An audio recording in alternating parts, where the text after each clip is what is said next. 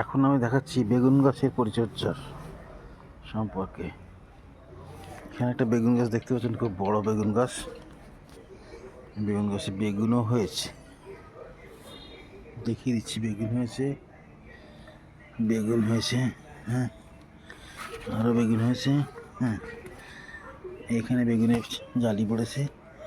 ভালো বেগুন গাছটা, বেগুন গাছটা অনেক বড় হয়েছে। বেগুন গাছে অলরেডি আমরা কয়েকটা বেগুন খেয়েছিও। এখন বেগুন গাছে প্রচুর বেগুনের জালি পড়েছে, বড় বড় বেগুন বড়ও হয়েছে।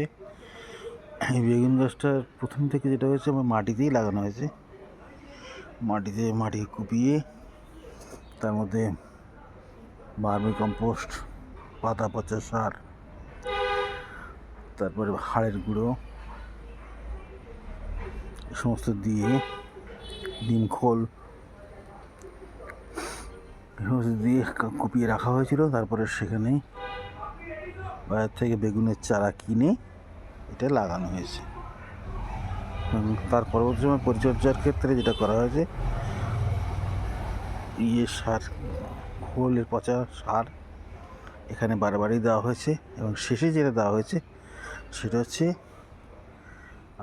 এর সঙ্গে দেওয়া হয়েছে ওই মিউরেট অফ পটাশ, শেষের দিকে দেওয়া হয়েছে। তারপরে দেওয়া হয়েছে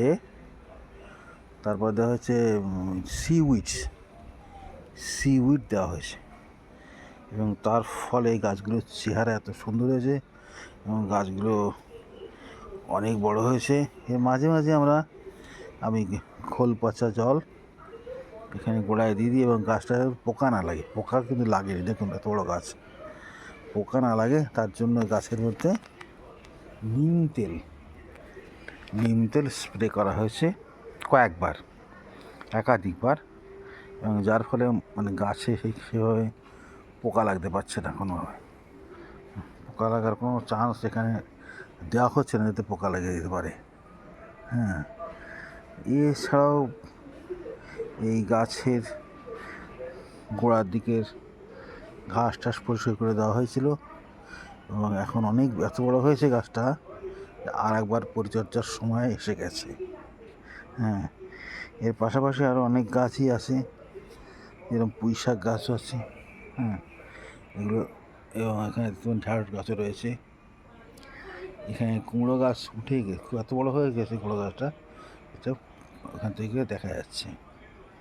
এইভাবে গাছগুলোর পরিচর্যা করা হয়, তাহলে গাছে অবশ্যই ভালো ফল দেবে, এতে কোনো সন্দেহ নেই। আমি এই আশা রেখে আজকের ভিডিও এখানেই শেষ করছি।